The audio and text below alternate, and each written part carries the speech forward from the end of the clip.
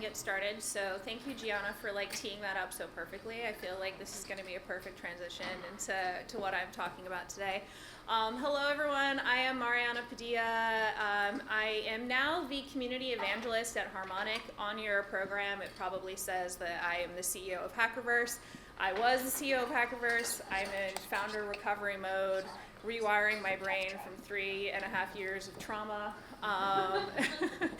But I have been there in the trenches with you, and a huge reason that we did have the successes that we did have was because of community, and so that is what I'm going to be talking to you about today. This is an unfortunate situation with the QR code being right in the middle there, but please find me on LinkedIn, please connect with me. Also, it's LinkedIn / here to shake shit up. It's very memorable, it's easy to remember, so that is me.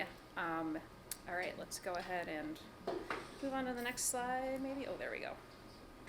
User error, technical difficulties. So if you were in here for the last session, you know the buyer's journey has changed. The Gartner map it's wild, it's crazy. People go through a million steps before they make a purchase. It takes a really long time. But in large part, what I have found in, people talk about is that the buying journey is really starting in community forums. So it's in Slack channels, it's in Reddit, it's in Discord, it's in the pub with people, saying, hey, do you have any experience using X, Y, and Z products, like all these kinds of things. This is just like one screenshot I took from my local ISSA chapter of people asking for product recommendations. If you're in any sort of community organization, community channel, I'm sure you will find a million of these messages between people wanting to know what vendor products folks are using. And it's because they don't want to enter the traditional sales process. So my last company, Hackerverse, we were essentially building a try before you buy platform for cybersecurity using AI to build cyber ranges for sales purposes. And during that product, we did hundreds of hours of customer discovery calls. And we know that people don't want to go through the traditional sales process. They call it the existential dread of clicking on the talk to sales button. You're on the email list for fucking ever. Like, even if you unsubscribe, Gianna started it, I'm gonna drop F-bombs. Thank you for leading the way in this. You get text messages, you get calls, even if it's not the right product, right? So they don't want to do that anymore. And so I think community is a great way to kind of combat that and sell your product in a great way. So just some statistics to back this up. Buyers are already 57 to 70% of the way through the buyer's journey before they ever contact your sales team. They're showing up, they're accessing ungated content, they're talking to their community, they're going to forums, they're doing all of these things I've already mentioned. Consuming content without a trace. So if you're thinking that your sales process is going to start with your sales team, you're already behind, right? So you need to be thinking about this in terms of how you're planning your sales and your marketing.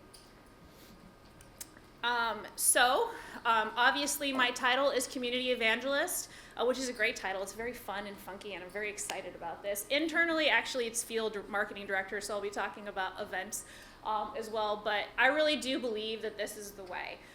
We have a lot of skepticism. People don't want to be sold to. God forbid you ever cold call a CISO. You'll be fucking banned for life. They will blast you on LinkedIn. I've seen it happen. But if you build spaces where people can come together, they can learn. If you provide some sort of entertainment, I'll be talking about that as well and kind of my thesis on that, you will be able to lower customer acquisition costs, speed up deals, and build loyalty before a salesperson ever gets on a call. And one of the things I just want to hit on here is customer loyalty. I'll be talking about it a lot. I think as you are building out your businesses, obviously customer acquisition is a huge part of this. We need more customers, we need that pipeline, we need to get people through the pipeline.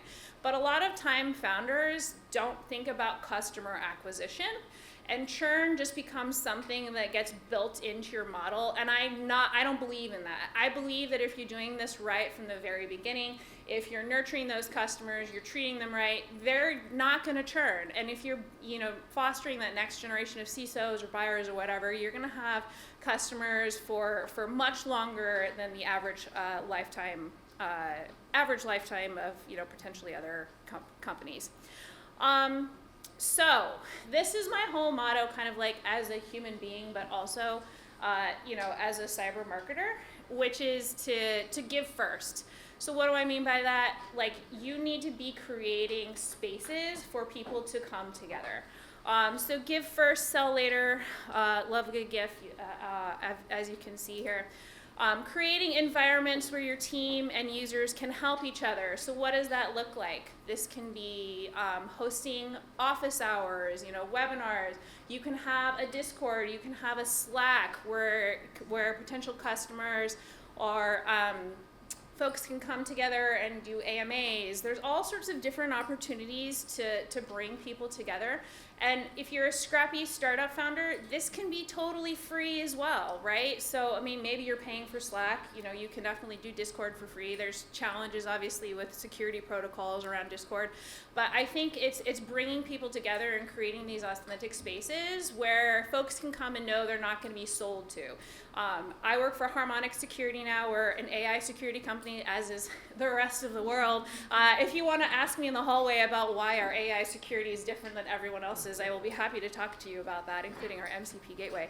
But if you have a space where people can come and ask questions and not feel like they're going to be, sold to or feel stupid for asking those questions, I think that's a great way to approach that. At my last company, Hackerverse, we actually did something called the World Hacker Games, where we put together CTF competitions, where we dropped in vendor products so people could actually use the vendor products in these CTFs. We had a Discord community where people could engage and ask questions, and then they would enter in the CTF. We actually had a partnership with a certification company where the winners of the World Hacker Games could actually gain a code for their certification. So there's a lot of different fun ways that you can approach this. And one thing I kind of touched on, the entertainment factor earlier. What I always say about cybersecurity people is that we are irreverent nerds, like by and large.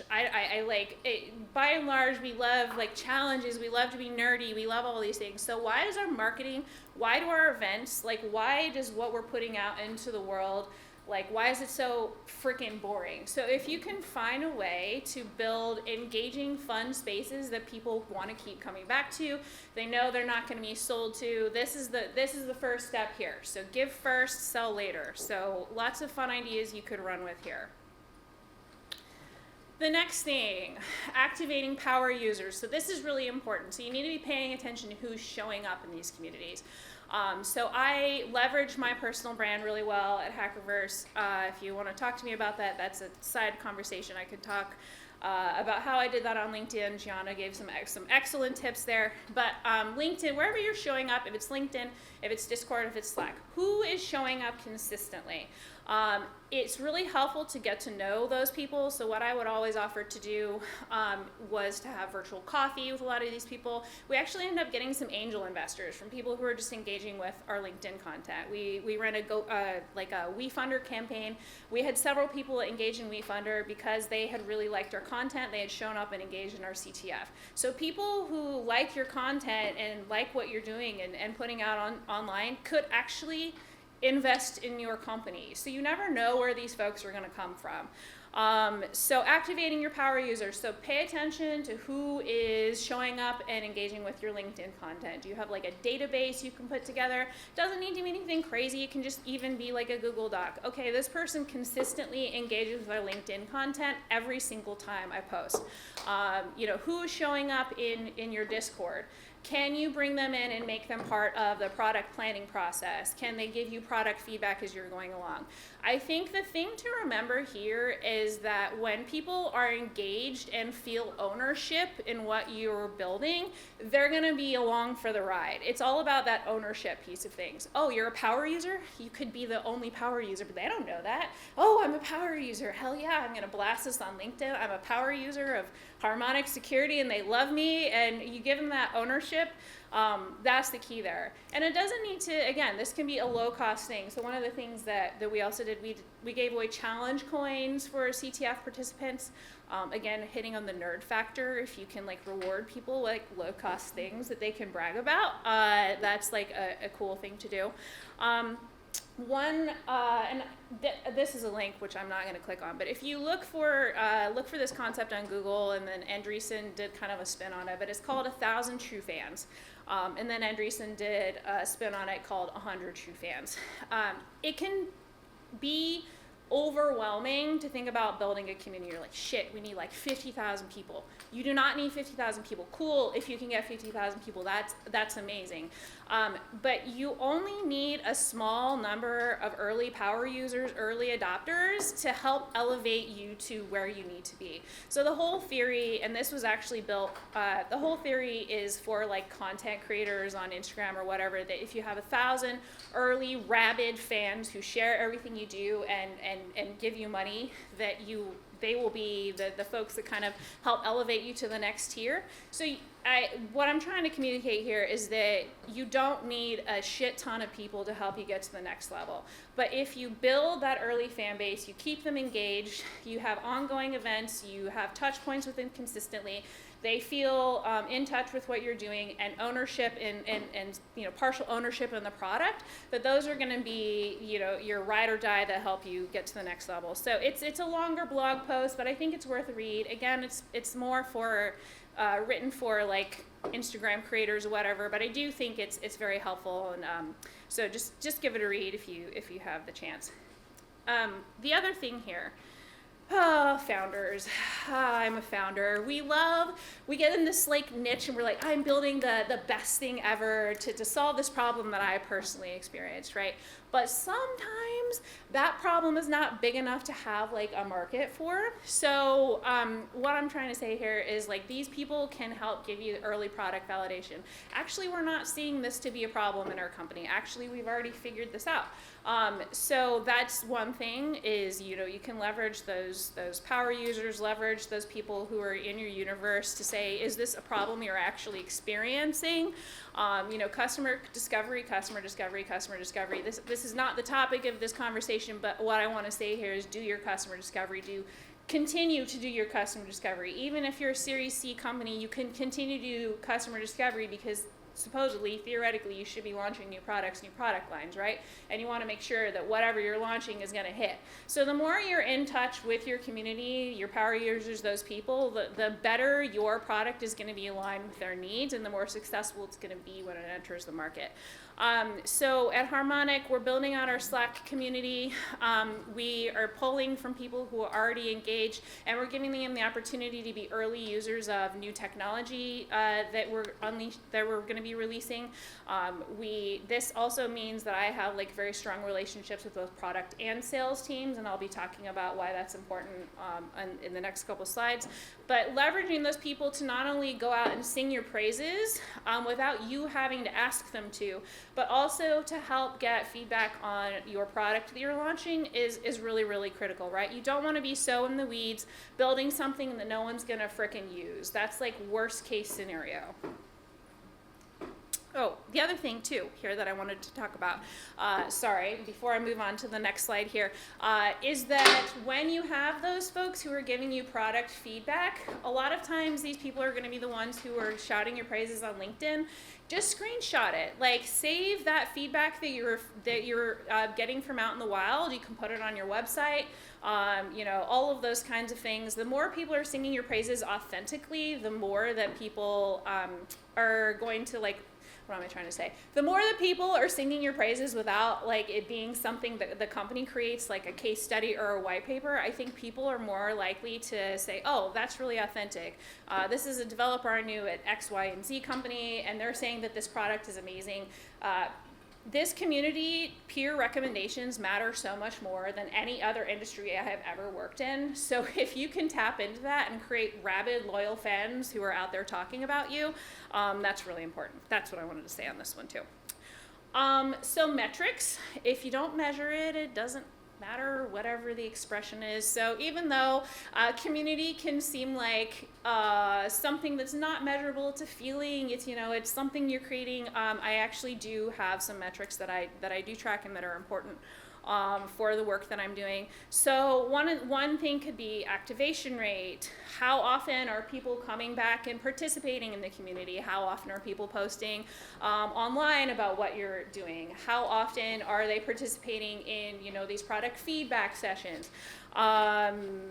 Peer engagement, we actually in HubSpot have it set up where our pipeline community is tied to the pipeline, so we're measuring the impact of these events and that we're putting together and that we're bringing together. Deal velocity, retention, expansion, there's a lot of different ways you can measure it, but this is something that you should be measuring. You should not just be going out and putting things together without some sort of KPIs and measurements on the back end of this as well. Okay, perfect, good, just want to make sure I'm on time. So I mentioned this, 10 minutes, thank you, perfect. I mentioned this on a previous slide. Community cannot live in a silo. I'm not out here at Harmonic just like, shooting the shit and talking to people, even though I'm very good at that and I love that. Just going out and meeting people and talking to them. I work very closely with the marketing team. I actually fall under the marketing team and sales and the product team as well. So where all that kind of ties together, so I work with product team to understand kind of new product features that they're going to be unrolling so that I can plug in possible community members to get some feedback on that. Also, every time I'm out at these community sessions, I'm going to be listening to, pain points. Listening to pain points is super important. So what are people saying? What are the problems that they're looking to solve, right? Is that something that Harmonic can build for? And then I report that back to products. So open channels of communication between all the different teams and myself is very, very important and something that we built in from the very beginning. So marketing, we have a director of demand gen, builds awareness, sales closes the deals, and then where I kind of fall in is in different categories, but I also think about it as driving retention and advocacy. So again, creating that rabid fan base that cannot get enough of you and is out there singing your praises. That's the ultimate goal of all of this. And again, going back to kind of the measurements and KPIs, you want to make sure that you have shared goals and dashboards. So again, we know where all the different pipeline is coming in from. Attribution is very, very important. All of that kind of stuff. So again, I mentioned externally, my title is Community Evangelist. Internally, it's Director of Field Marketing, so I am responsible for putting together all of our events. I have strong feelings about what events, what works in terms of events and what doesn't. I'll just say this twice because this is something I deeply believe in and you should all know.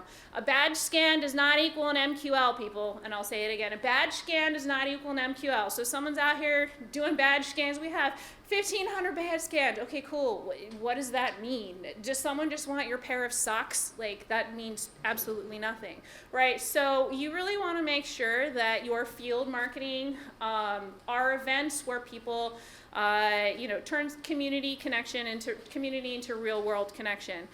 So take what's working in your community, topics, champions, conversation, turn it into roundtables, dinners, and events that drive pipeline. I also have a very regional approach to this. So Harmonic is UK based, so while I have events in the UK, but I'm taking a very regional approach to how I build events. I want to make sure I know what's working in Nashville. It may not be working in California. So I know what my community wants and needs in terms of events. I know that I'm going to be putting together something super educational. We're thinking about even having like mentoring. How can we mentor the next generation of security leaders become CISOs? There's going to be absolutely no sales that happen to that. But you know what? The next generation of leaders that comes up to become a CISO, they're going to be like, hell yeah, Harmonic helped me get this role. Harmonic are like really engaged in my career path. They did this because they know these things, and I have created that feeling with them, that emotional connection, and hopefully once they become a CISO, they will sign that contract, and that's where that sales piece of things kicks in. But there's a lot of community building that absolutely does not involve sales in any way, shape, or form. So when field marketing is aligned with community, events feel authentic, not transactional. Champions show up to invite peers, and the room already trusts you before they even speak to sales. So that's the vision here. So some key takeaways. Oh, perfect. I am like so on time. I'm excited about this. So key takeaways, trust. Again, we are a very skeptical bunch of people. Also irreverent nerds. Remember that in everything you're putting together, how can you make it fun? But trust drives every deal, and community is where that trust begins. Empower your customers to lead, and selling follows naturally.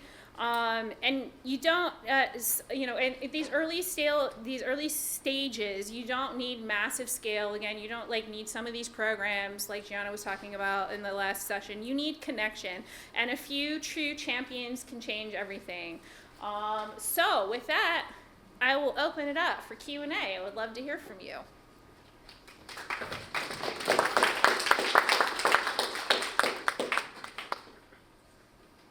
Hello, go for it. I do have a question about does that apply more to SMBs and large enterprises? I'm just wondering if, is there a difference, depending on who's your ICP, who you're targeting? I don't think so. I mean, if you're targeting SMBs, you still want to know what their kind of needs in terms of products are, but I'm very focused on enterprise and everything that we're doing. It's just going to be based on the users within those enterprises, right? I think ultimately at the end of the day, the thing that I always say, I really hate the term B2B because it removes the human from the equation. At the end of the day, you're still selling to a human in said enterprise organization, and they want to have that connection with you. So the more you're able to build that connection, the stronger that's going to be, and they're going to be, your potential advocates. So I don't think that necessarily matters. Hey. A couple of online tactics, because it is human, but a lot of us are virtual now. What are your favorite tactics? Yeah, I think you can definitely, if you can put together a webinar the right way, you can absolutely lean into that. It can be online conferences. I think there's a lot of different opportunities to engage online, and I'd be happy to share some of those with you. But just making sure you're doing it the right way, so it's not just like talking heads yapping at you for like 6 hours or something and no chance to engage. I think the more you give people the opportunity to engage with speakers and engage with each other, the better the results are going to be. Hey, Gianna. Hi. So you said that community fuels events, right? So how are you choosing where to put events based on what the community is saying? Yeah, so I'm actually putting together my 2026 field marketing strategy right now. It's a giant list of things. I think a lot of it is going to depend on the folks who are going to be attending those events in terms of conferences, like your checklist of like whether or not to invest in these specific things. And then outside of that, it's going to be, hey, we have a great ambassador board that I'm going to be collaborating with to put together side events outside of that. So a lot of it's going to be glomming on to these larger things and then putting together something specifically for potential ICPs in collaboration with like our ambassador board that we have as well. Hey. You mentioned that you report to the marketing team with the marketing budget, I'm assuming. Mm-hmm. Does community building fall under the marketing budget in your organization? Yeah, it does, because field marketing. Yeah, it does. Yep. So if I'm running a hacker organization or programming club or something, how do I get your attention as someone, like you want to invest in our event as a sponsor? I'm sorry, I didn't hear the last part. How do we get your attention such that we're worthy of being sponsored? Do you need to see like raw numbers of people, or what are the kind of things you look for? Okay, so as the field marketing director, it's to sponsor your type of event. Yeah, so I would say a track record, like who has shown up. I want to know the breakdown of people who are attending, the percentage of people who actually showed up, like what are the other companies that are going to be in attendance. So if I know that like my competitors are going to be there, that's a strong signal that I should also probably be there. It's also helpful to me, this is me personally, because like I'm a big fan of like guerrilla tactics and doing things very differently and disruptively. Are you doing something new and engaging and fun that gets my attention rather than the same old shit? So do something fun.